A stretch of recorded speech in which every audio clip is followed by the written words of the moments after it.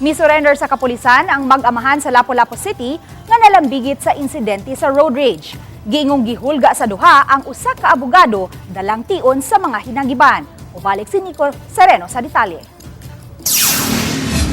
Misurrender sa Police Station 3 sa Lapu-Lapu kining duha ka mga lalaki nga miangkong nalambigit sa insidente sa road rage. Nahitabo niadtong Lunes sa hapon, giingong nagkainitay sila sa driver sa private vehicle.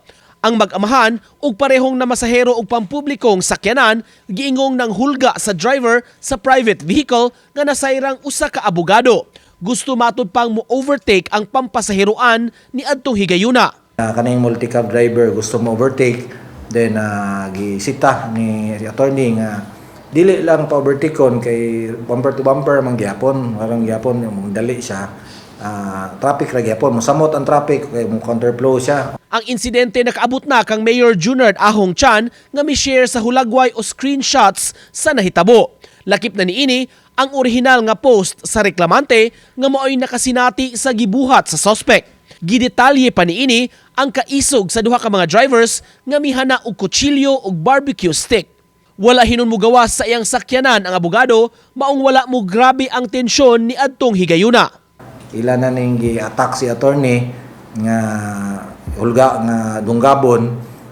Mahinasan ni si attorney kay tasag pa ilo buwa sa munaog matong wala mo dako ang konfrontasyon nila. Then mato nakita sa dashcam. Miauhag ang mayor sa mga tao nga ipatigbabaw gyud ang kabugnaw sa ulo ug patasan pa ang pasensya sa kadalanan. Bisan pa man sa grabing kabugat sa trapiko karong panahona.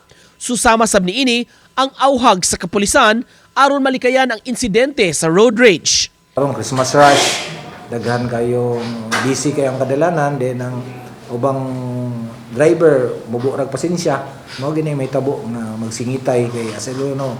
Bisag asa ginung dapita traffic na gid. Matod sa PNP, desidido ang abogado nga mupadayon sa pagsangat og reklamo batok sa mga nalambigit. Uban ni Marlon Melgazo, Nico Sereno, Balitang Bisdak.